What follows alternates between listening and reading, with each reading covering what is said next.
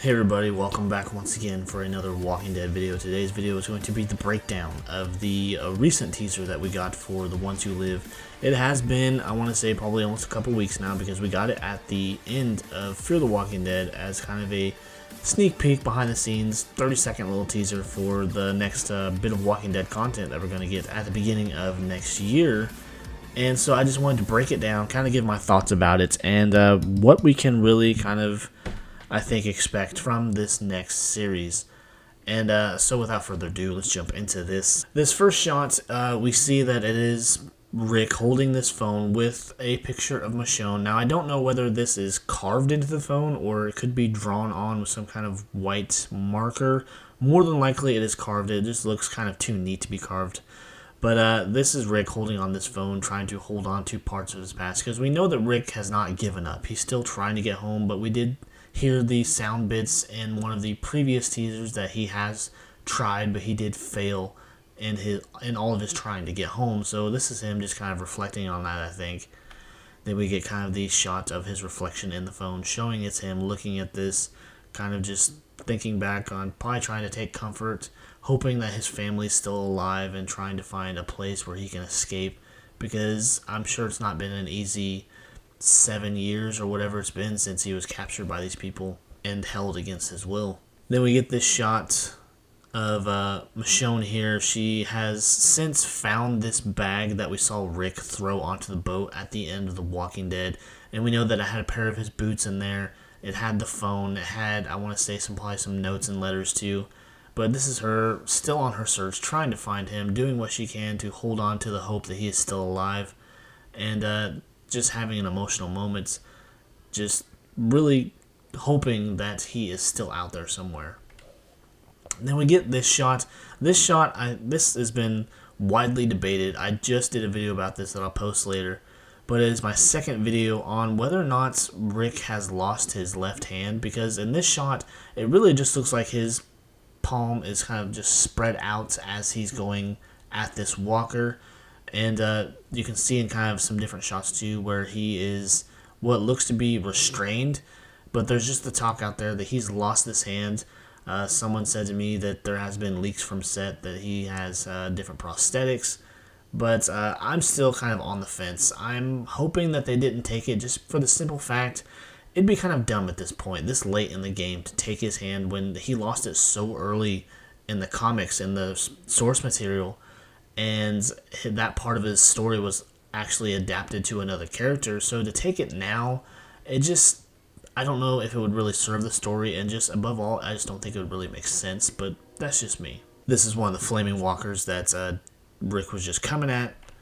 Then we see him waking up. He's obviously probably in hell. He wakes up in this place that he doesn't want to be in, this place that he's failed to escape multiple times, and just waking up, you can see that he's lost hope, and he wants to go home, but it just seems that there's no way of getting there.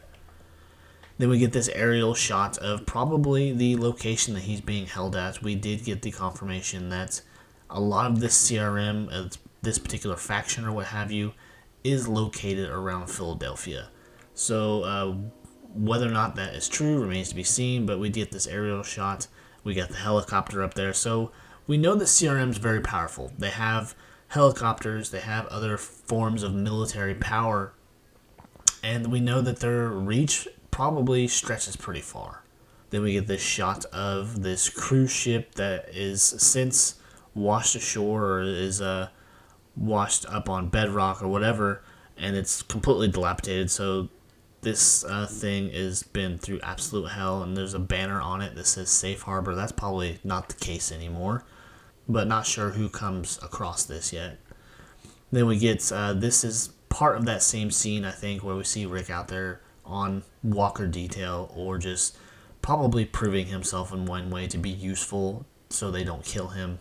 I think, too, this is probably part of the process to determine whether you're an A or a B, because we saw that Bs are the ones that are given some sort of chance, and As are left for dead. They're cannon fodder. They're going to be experiments. They're going to be test subjects, and this is, I think, part of that process to eliminate who is an A and who is a B. Then we get this dude, I don't think we have a name on him yet, and we see that the CRM in this particular shot, they have much better looking outfits, I think. They're really got this special forces look kind of going. Because the ones from The World Beyond, they were just kind of iffy. So this is a much better look for them. And it looks like we may actually have Rick in the background too. So this dude possibly just got done having a conversation with Rick, and Rick's just kind of like, well, what the fuck? And they turn around and walk away. Then we see Rick in this one shot. Now this is kind of feeding into the theory too, because I want to say in a lot of the footage that we've seen, we don't see his left hand. So the theory out there is possible that I guess they might have taken his left hand, because you think with this particular situation, he would want all the leverage he could have by using both hands, but maybe this is a more effective way to take out walkers in this particular situation. And this is another shot from that same scene. We still get kind of left in the dark, kind of left in the mystery, because we still don't see his left hand, because they cut out before we could actually see him drop his hand. So whether or not it's there, still I think part of the mystery of what they're going to do if they actually do take it. Then we get Rick here looking very defeated and just kind of over it. And his hair it looks like it's dyed too, so I don't know if that's a choice with the character in the story or what's going on here, but because when we last saw Rick, he looked very much older with the full-blown beard, the head of gray hairs, so we'll see what they do here and why he looks so much younger. Then we got Michonne here attacking a walker. It looks like she was probably sleeping in this car, because with Michonne out there on the road, more than likely by herself for a majority of the trip, she's going to sleep where she can, where she feels safe. So this is just one of the situations where she wakes up and she sees that walkers are coming at the car, so she's got to make her way out before they can really surround it. Then with these two characters, these two are the ones that Michonne saved at the end of her last episode, and we see that big, giant, marching crowd of people. And I believe they were trying to make their way towards it. Still no context as far as that's concerned, but we see these people return, and obviously, hopefully, we're going to see some story about who they are and what they are to Michonne at this point, and how long she's actually been with them, if she's been with them the whole time, and she's formed a relationship with them. So we'll see. Then we get Leslie Ann Brandt's character, Pearl Thorne, obviously a soldier in the CRM. Not sure yet what role she's really going to play. Is she going to be friend or foe? Is she going to be someone that kind of forms a relationship with Rick, forms a friendship, and tries to understand where he's coming from? Or is she going to be a total bitch? That is very possible, because if you have not seen Lucifer, Leslie Ann Brandt plays a bitch to a T. Like, she plays it in such a charismatic way, though, that you want to like her. But you can see that she has got that resting bitch face real bad.